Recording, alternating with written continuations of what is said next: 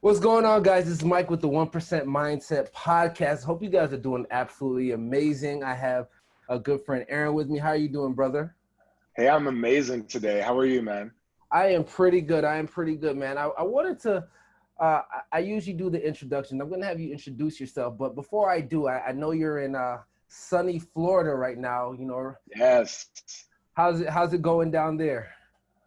It's amazing. First of all, I just want to express my gratitude and thank you for having me on your podcast today. I love you, and I'm super excited, for this opportunity for us to connect. Florida has been really awesome. I'm choosing to look at life and approach life through a lens of what are the opportunities, especially in this moment in time with the virus. So I have a lot to be grateful for. I'm in sunny Florida. It's 80 degrees every day. I can go out. I'm in a small neighborhood, not a lot of people out and about. So I can go out on my front lawn and work out, go for walks, and, really be significantly distanced from people. So it's been really nice. It's been great for my mindset, and I'm feeling really inspired. My creative juices are flowing. Yep, that's awesome, man. I think it's important to, I want you to introduce yourself, but one of the things you spoke about is like the mindset and shifting. A lot of people don't have that ability, or at least they're not aware that they have that ability to do that. So kind of speak a little bit about, who you are, some of the things that you do or you've currently done to where you are now. Yeah. Wow. Well, I am a transformational coach and trainer. I have several years working with people from all backgrounds. I started out in fitness as a personal trainer, strength coach, working with a lot of different types of people. And that was, fitness is about, training is about the body, but it's so much is about the mindset. It's even more about the mindset. And, eventually I got into more coaching, leadership coaching, transformational coaching, coaching that it goes into exploring ways of being and how to dive deeper with people. And the more I got into coaching, it supported me as a trainer. And so the two really came hand in hand and built off each other. In terms of mindset, I've been blessed. I've been blessed to have done, a lot of work and gotten a lot of support in terms of helping me build a powerful mindset, diving deeper into who I am and what holds me back from being all that I can be in my life. I've always been thirsty for growth. So I've always sought that out throughout my life. I've always sought out opportunities where growth opportunities. And I think that as I've gotten older and just through life experiences, I really get that life, so much in life is a choice. Everything is a choice. We're always at choice. And we get that they're always that choice. I think with presence, from moment to moment, you can stop, and whatever's coming in terms of feelings or emotions, when you get that you're always at choice and that feelings and emotions are fleeting, I know for me, it's allowed me the ability to be able to stop, look at it, and say, okay, what do I want to choose in this moment? Do I want to choose this path that brings me down this road of pain or destruction or, resentment, any number of negativity and heavy energy, or do I want to choose something else that will actually empower me and serve me, being in a place, in a space that feels good and feels productive, and that serves my vision ultimately for what I want in my life.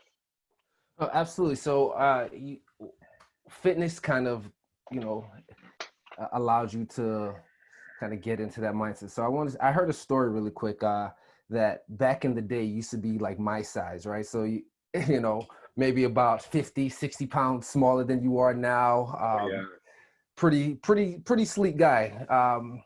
Kind of how I am now. I absolutely love it. But I never thought of it as sleek. Like so I was a little skinny. so some say skinny, some say sleek, tomato tomato.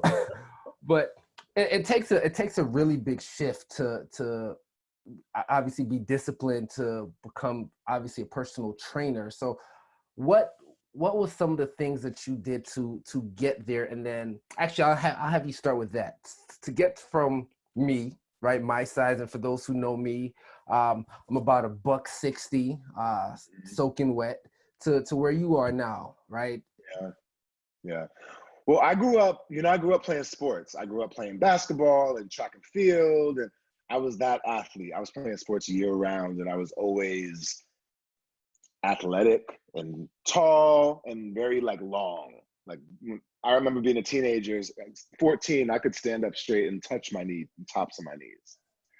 So that's my body type. I'm naturally long and lean, and that's just my body type. So I would say when I went to college in my early 20s was when I really kind of started to work out, but it was working out to serve me being a better athlete and to serve me, to directly correlate to my performance. And I did triple jump. I was a hurdler. So I wasn't at that time really bodybuilding per se. Maybe on the weekends, buddies will get together. We'll do some bench press and curls. But I wasn't really on a bodybuilding program, and I wasn't eating nearly enough that I would need to eat. I mean, I was running every day as a track and field athlete. So then my weight was probably in the low 170s, high 160s. I think by the time I graduated college, when I was 22, I was like maybe 175. And then, I got into fitness, and my life was always in the gym, and became about, I was working out all the time. And that's when I started to get more in the mindset of wanting to get bigger muscles. And, especially being in the gay community, one thing I've noticed, and that's not a shocking surprise, is that within the gay community, there's a high precedent placed on aesthetics, muscles and all this stuff. So not that that was necessarily a huge motivating drive for me, but you want to look good. And for me, it's always been about how can I be my best self? So I've always set myself goals. Wow, I was 175. Oh, what would it be like to be 180? What would my body look like? How would it shift? Like, how would it transform? And then that's really what it was. And then when I was 180, it was, man, let me reach to 185. Let me eat a little bit more. Let me push a little bit more weight.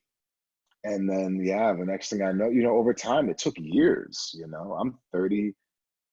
I just turned 36 years old, so people look at me and think, no, this was years and a lot of hard work in the making, and, a lot of being really meticulous when I'm eating and working hard, like working hard. So it's been, that's taken a long, and I'm still on the journey. And there's nowhere to necessarily end. There's no final like destination for me in terms of with my body and where I want to get to. So one of the things you mentioned, you said within the gay community. So within the last, 5 to 10 years, right? They just legalized gay marriages.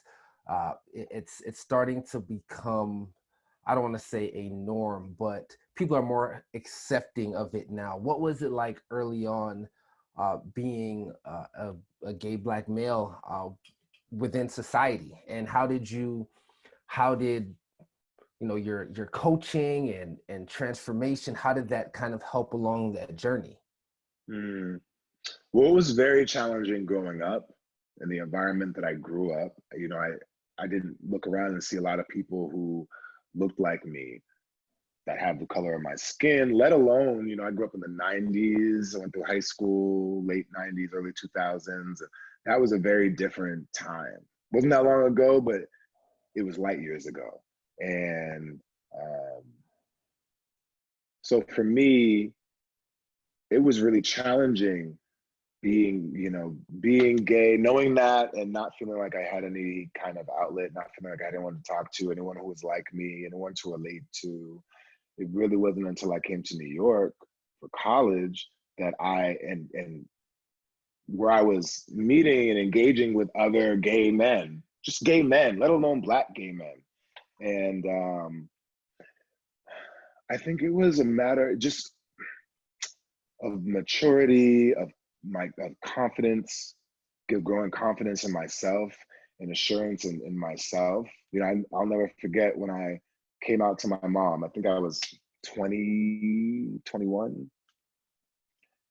And it was so freeing, just not having to hold on to this thing and having it be this thing that I held to myself. You know, so it's as a coach, I think that it's allowed me to my whole journey with coming, you know, coming to grips with my sexuality and really coming into myself has allowed me to be compassionate for people who are still, you know, on that journey to find themselves and discover who they are and step into their power. My whole journey has been about that, you know, about really claiming my own power. That's why I'm able to have a platform like I do. I couldn't have done that 10 years ago, not even 5 years ago did I have the courage to be like, I'm here to empower Black and brown gay men, and that's what I'm all about. Bam. What made you or I don't want to say what why did you hold on so long for from telling your mom, for example? And the reason why I'm asking is because there's so many people that I've encountered, that I've spoken to, that hold on, and I have my assumptions, but I want to know what's your reason why it took you so long, understanding that you knew your sexuality from long before. Yeah. Well, I think there's things for all people that we hold on to because we're in due to fear of judgment and shame, and ridicule, not belonging, being outcast. I think those things become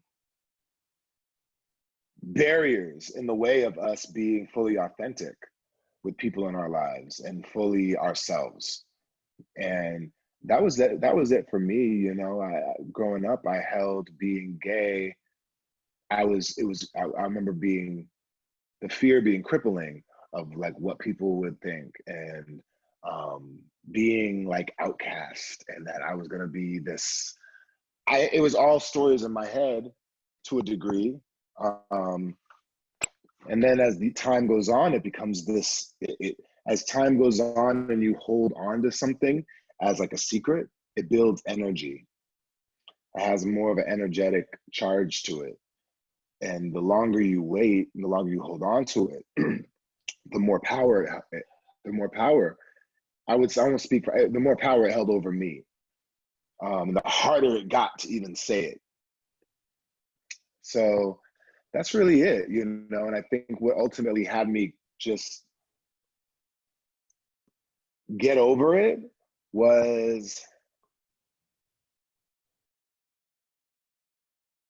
my my awareness that I am, you know, that I'm whole, perfect, and complete, regardless, and that I'm, and that it doesn't matter what anyone else thinks. And it's not even really about anybody else. It's about what I think about myself, right? And realizing that I was projecting my own limiting stories and beliefs on myself onto other people.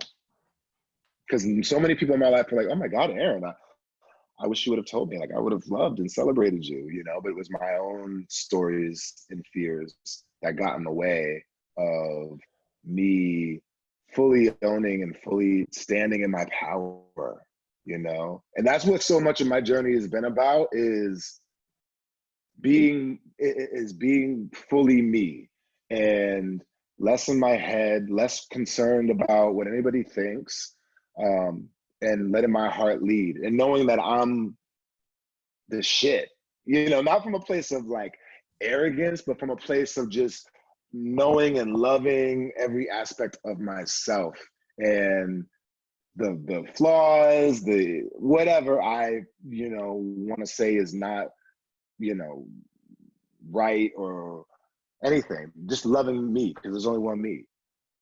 And once I got to that place, that of acceptance of me, it really allowed me it freed me up. It freed me up because I know who I am. I know who I am. I know what I stand for. I know what I'm all about, and that's all that matters, really. You said after you told your mom. I hope that answers your question.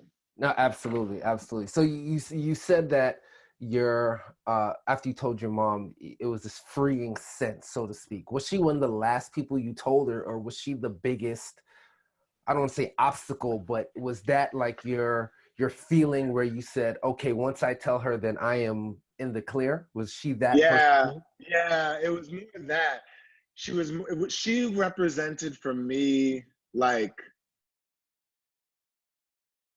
if my mom can, at the time, what it really was, now looking back, if my mom can hear this and endure this and love me anyway, and I can come out of this unscathed, then it don't matter what anybody else fucking think. Like, it doesn't matter. It doesn't matter what anybody else thinks. My mom loves me and accepts me.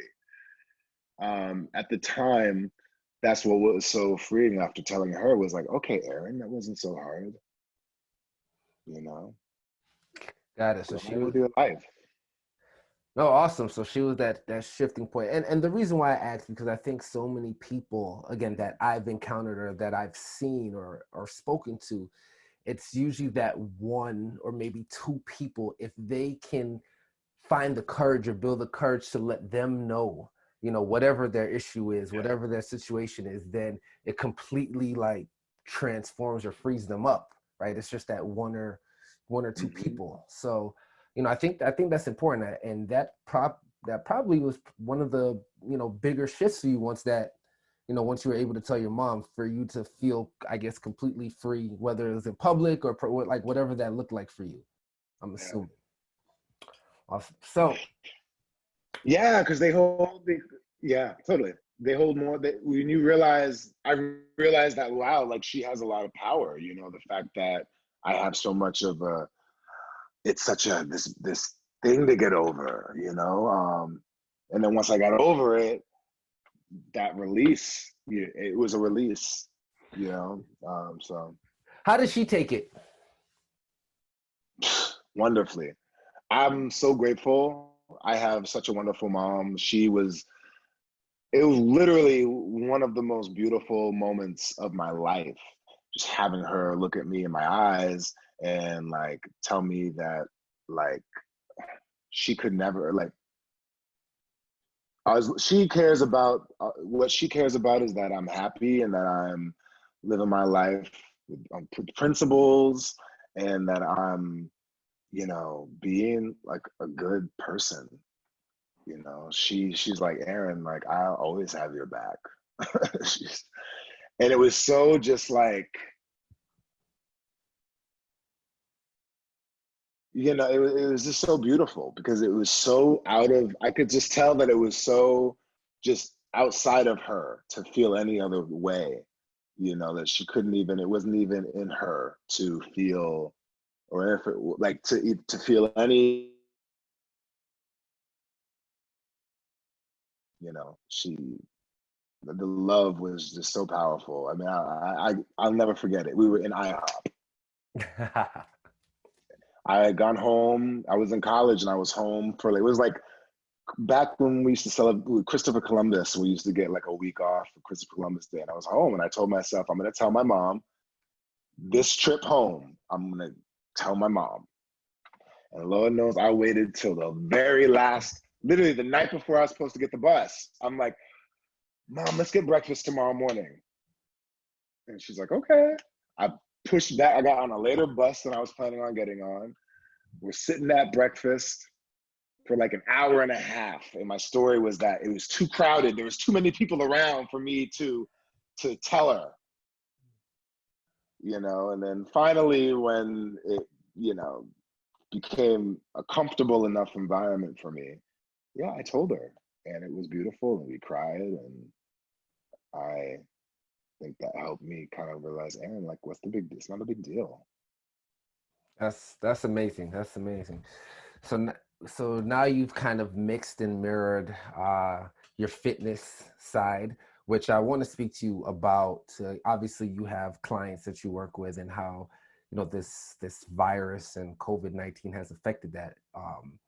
So I'm going to get to that in a second, but just for context, you've kind of mixed your coaching clients within the fitness and the gay, black, and brown men community to create a program called I believe it's Uplift, the Uplift Community. Yes. Okay, Well, so I'm currently working on a course, a 12-week online transformational course for gay men of color called Uplift, and that's not yet released. What I just launched yesterday was the Uplift Community, which is a community. It's my intention is to build community, you know, amongst gay men of color. I think that it's missing real loving, supportive, championing, empowering community where, you know, we've got each other's backs and we're lifting each other up high. So that's what I'm creating with the Uplift Community, and it's a group where with daily coaching, weekly challenges, really geared towards health, fitness, life goals. I'm the coach, you know, and I'm coaching from the sidelines, cheering you on, giving you education, support, guidance, you know, hosting webinars and workouts. But it's really about, you know, the men who join and what they bring to the table, what they give. You know, it's not about what you're here to get and what you're here to get out of it. It's about what, you know, what people want to bring to it. So I'm super excited. We launch on Monday. Nice. By launch, I mean that's when we're hitting the ground running and to start. I have the doors open. It just opened yesterday. Closing the doors on Saturday, and I already got, you know, guys jumping in. So I'm super excited. I'm like so excited for this because I know just like the importance of having team and support, having a community to support you and motivate you when you're down. It's so key, especially when you're striving for goals, to have that support.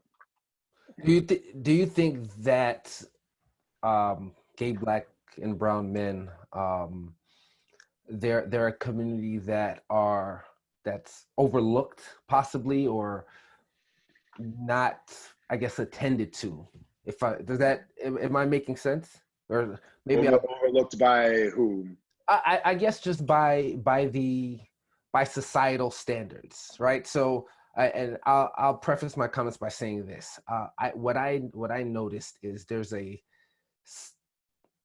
my personal opinion, I should say, sometimes gay men can be stereotyped, right? There are, and obviously this is looking, you know, me not being in the LGBT community, but there's men that what you would say, oh, they're cool. There's the feminine man more so, which, you know, some may deem as extra, right, from the community that's outside of the community.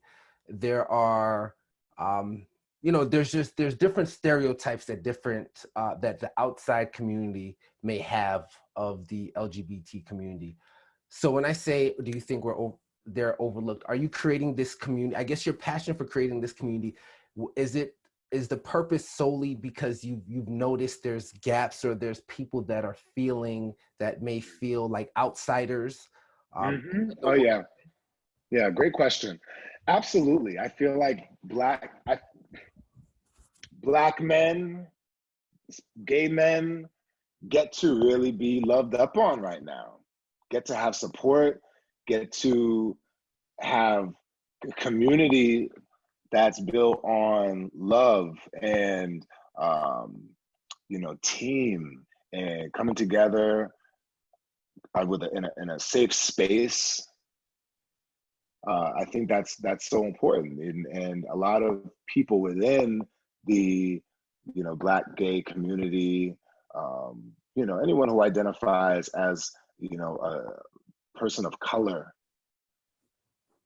I think a lot of people within this community, and I expand that to the entire LGBTQ community, do feel alone, feel outcast, feel like there's not representation for them, in the media, feel stereotyped, feel oppressed against, feel like outsiders and judged. So to create that community where we're all here, it's all about loving and uplifting each other, being a stand for one another, and rooting each other on is what I want to create. Overlooked, well, I think that a lot of things are built when you think of retreats and programs and things. A lot of things aren't built specifically for Black folks, people of color. And so I think it's important that we create, that we give back to our communities, and that we uplift our communities, that we uplift and support and stand behind our communities. So that's what my intention is. Got it. You've built a pretty good following, so to speak. A lot of people look to you as a thought leader, at least within that community. How did you manage to create that following, so to speak? I think I would say by being, I think the number one thing for me, that I think people connect to is that I'm honest and real, and I speak to people. Sometimes I'm not just like, hey, have a great day. Like I'm telling people about shit I'm going through and my thoughts, and I ask questions, and I do my best to engage with people and to spark conversation. I think that I'm always thinking about how I can provide value. And that might be something that I'm going through and how I got through it. And it's okay here. You know what? You might be one person maybe out there be going through it. So let me put that out there. And I've always had that mentality.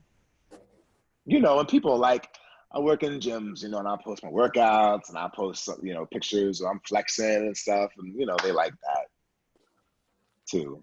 I think, but it's always with a come from of this. I hope this revs you up and motivates you to get in the gym, or I hope that this inspires you and empowers you, that you can stand in your power and love yourself and walk down the beach in walk down the beach with your shirt off or whatever, and own and love your body and not give a fuck what people think, and just glow, be in your light and stand in your light.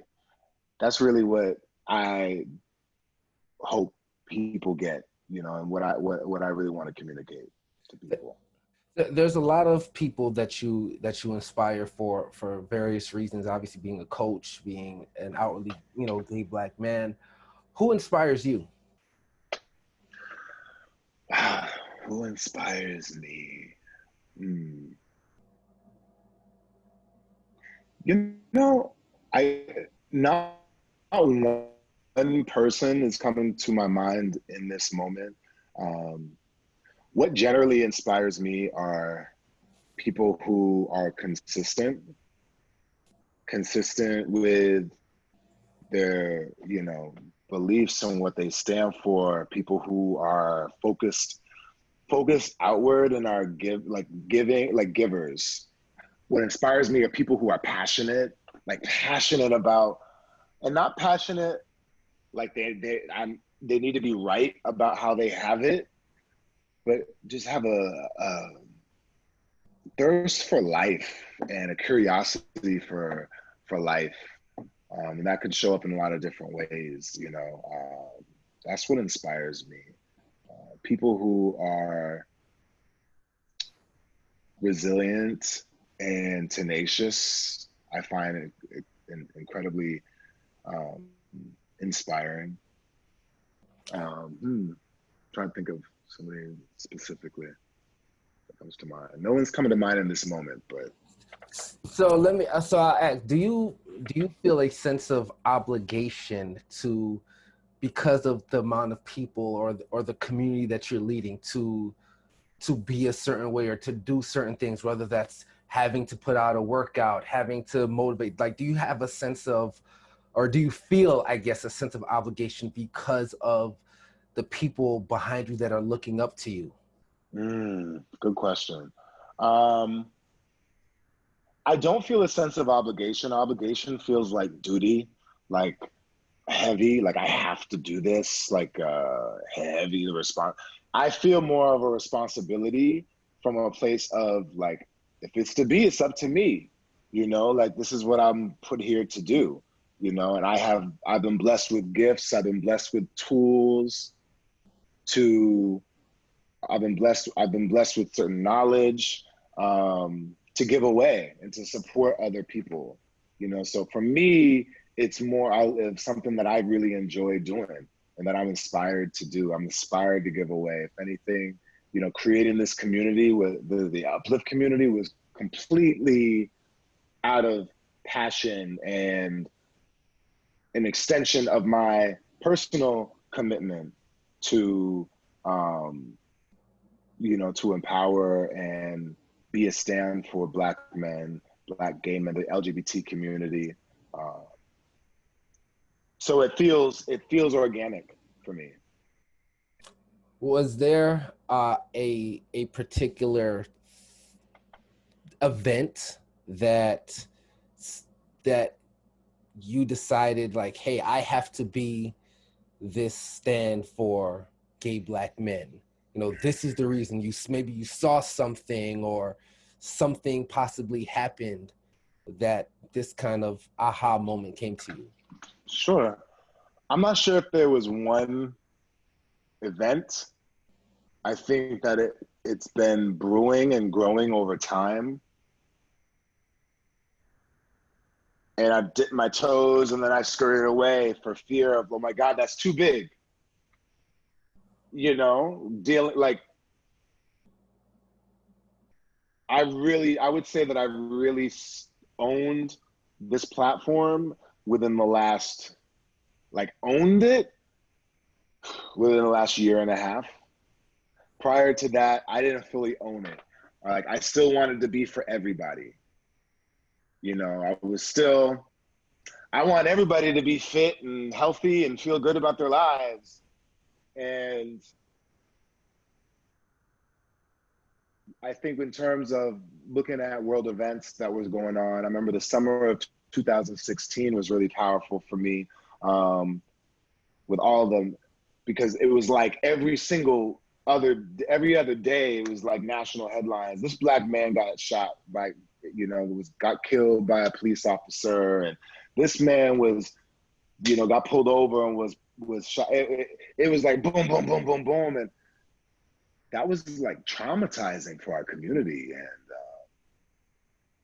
continues to be, you know. And I think as I've gotten more conscious and aware of what's happening in the world, racism and institutionalized racism, all that's happening, it's more of a, it's become more of a personal, how can I not speak into this? You know, like, how can I see all that's happening and all the way, how can I see all of this and not use my voice? Of work to really help me uncover what holds me back, and what holds me back from standing in my power and using my voice. You know, so I'm really at a place in my life where like, I don't give a fuck what people think. I care far less what other people think about me or what other people are thinking. And that really has freed me up to say what's on my mind and to speak from my heart. And of course, I even still to this moment, to this day, have times where I'm like, is that too much? And that's when I know, no, Aaron, that's when I know that, like, I'm onto something. You know, that's when I know, oh, no, Aaron, like, you get to go there. Whether it be talking about depression, you know, and the overwhelmingly disproportionate number, like how mental health is so not touched upon and addressed within the African American community, you know, whether it be talking about homophobia or any number of things. Like, these are things that I've dealt with. These are things that are real that we get to be talking about and not brushing under the rug. And the patriarchy, they don't care. That the patriarchy is not concerned. So, like I said earlier, if it's to be, it's up to me. We get to push, you know, we get to insert these conversations into the space and call others to action and inspire others to you know, join in, you know. You're being human, right? We will have emotions. One of the things you spoke about or touched on is mental health and the responsibility of leading a community and people coming to you, uh, which is a great thing. Does that also sometimes bear weight on you, meaning people coming to you with, you know, their problems, their issues? Do you sometimes hold on to that? And if you do, what is your method for, I guess, decompressing? When I was younger, it definitely would have more on me. Being a trainer, you become like a best friend for your clients, you know, and your clients, I have clients who would tell me everything, and probably more, I know more about their lives than their friends do. And but that's a double-edged sword, you know, because on the other side of that is, you know, people could come in and just dump all their stuff onto you. When I was younger, I was less equipped. I was less able to manage that. I think as I've gotten more skilled as a coach, um, I've developed the ability to be a space for somebody to, um, you know, be a space, be a context for somebody to express themselves and to let go of what's there, but not let that engulf me, that energy engulf me and not take it in. Not to say that I'm like Teflon. I can be there with somebody and be right here with you and be present and understand that it's not about me. Um, and that it's a new moment and step into a new moment and not hold on to that energy or that space. I hope that makes sense. Yeah, no, absolutely. Just for clarity or for clarification purposes for the listeners, you basically you hear, right? You're present with your clients and understanding that they have stuff they're going through, and you're very present in the moment, but you don't allow what they're going through to weigh in on you and what's happening for the rest of your day. Yeah. And sometimes, I've had that with a lot of people who have gone through or are going through some real shit, some real heavy stuff. And it's important, as a coach to want to be there and be there with them and be a compassionate, loving space for somebody to create that space of trust where they can really go there and dive into it, dive into the pain, dive into the hurt, whatever. Um, and not letting it allowing there's a level of remove where I'm not letting it encompass me, you know and like you said, yeah, stepping into not letting it take me over and stepping into a new moment, because if I let it take me over, then I'm really being a taker and I'm making it about me. And it's not about me. I'm here to be a space for you as a coach. Absolutely. So you said a lot of um, one of the things I want to go dive into. You spoke about your clients, and a lot of people are just going through stuff. So especially now that you're aware, obviously that's happening with COVID-19 and people losing hundreds and thousands and tens of thousands of dollars. And you having a business yourself, I'm sure you're affected as well by business. How have you adjusted to what's happening? Mm. Yeah, I think a lot of people are going through it, and whenever there's whenever there's an event like this, or I think it's important to look at, and it's easy to fall down the rabbit hole of, oh my God, this is happening to me, and be kind of like the victim, go down victim street, and think of all the things that are going wrong and that could go wrong. But that what that does is it stops you from being present and really looking at and assessing, well, what are the opportunities? What are the opportunities for innovation? What are the opportunities actually for growth now?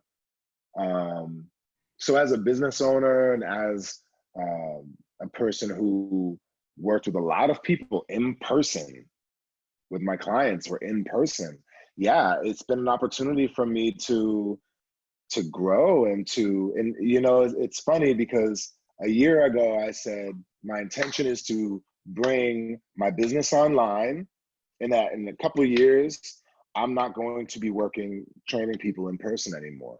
I'll have a team, I'll have a couple trainers who are doing that, but I will not be. And it's so just it's ironic, this happens, and it's literally forced me to think bigger and expand myself, and innovate systems and just innovate how I'm going about my business. I look at it as a great thing. How do you, as far as your clients that you're seeing online, yes, what's one advice or one piece of information you can give them as they're adjusting to a new norm, right? Because we're all in a new norm, whether it's you know virtual brunches now, or just everything is Yeah. different. And I gotta do that. I haven't done a virtual brunch yet. yeah, it's weird, but with like anything with change, it's the neighbor affair, right? Like anything that's out of your normal, you're like, whoa, I'm not sure if that's what I want to do. How have you? Because I'm sure being a coach, you've dealt or you've spoken to people that are going through it. So what's one of the common things that you've said to them or that you've noticed amongst people that you've spoken to during these last, and I guess 4 weeks or so? Mm, yeah. Um, some of the biggest things that I've noticed coming up for clients and friends, people, is adjusting to being this quarantine life, you know, and people having already underlying triggers around being alone, around being isolated. And it's bringing up a lot for people, you know, and really what I've been, you know, reminding folks of is, like I said earlier, in terms of like, what are the, look at, you know, what are the opportunities in this and what are the lessons that we can get out of this experience? Like, what is there to learn from this? Like how, it's one thing to look at an event from a lens of, like I said earlier, like through the lens of what's being taken away from me. And it's another to look at it through a lens of, what is this opening up for me? What are the opportunities that I may not be seeing right now from a place of, so I've been really having that conversation with clients a lot, and taking it one day at a time, and keeping our vibrations high, you know, keeping our energy lifted up. And that can look different. Like that can look like a dance party in your kitchen while you're cooking dinner. That can look like, you know, an arts and crafts day. I use the metaphor, or I think, of a kindergarten. Like, as somebody who's quite regimented and like I have schedules and, you know, weekly, I kind of have an outline. Now that I'm home, I'm saying I want my days to feel like kindergarten. You know what I'm saying? Like you have your you know, the periods of time that are for work and for, you know, learning your letters and learning how, you know, learning your ABCs and doing math, and that are going to serve you for what's next and your goals in life. And then you have arts and crafts hour, you know, and then you have, you know, reading time. You sit down and read for 30 minutes, and then you have recess. That's just play. Put the phone out, turn the phone off and play, whatever that might look like. Then you have gym time where you work out. So that's really been serving me. Looking at my life, looking at my days, like, wow, like there's so many possibilities. Like looking at my day with wonder, like what can I create today? What can I learn? So that's, I'm not sure, I hope that answers your question. But. No, absolutely. Man, that's a lot of good stuff. So I don't want to hold you too long. So I definitely appreciate you sitting down with me and the audience and just really diving deep into what it means to create. You know, you spoke about possibilities, really a sense of responsibility, not from an obligation standpoint, but just, you know, if it's meant to be, it's up to me, and just taking a stand for the Black and brown, you know, gay community, which is extremely important. Your fitness regimen. So you have a lot of things brewing. So one of the first things I want to say is definitely best of luck with that Uplift Community. I see, you know, a lot of Thank you. a lot of the stuff that's happening with it via your IG and a lot of the things that you're producing. So definitely best of luck, and thank you for providing Thank that you. content as well. Is there anything, before I let you go, is there anything that you want to, you know, any last words that you want to say to the people? Also in that include, you know, where people can find you as well. Yeah, absolutely. Well, thank you so much for your kind words. I've had so much fun today. This has been really awesome. I always enjoy talking to you, and our conversations are always amazing.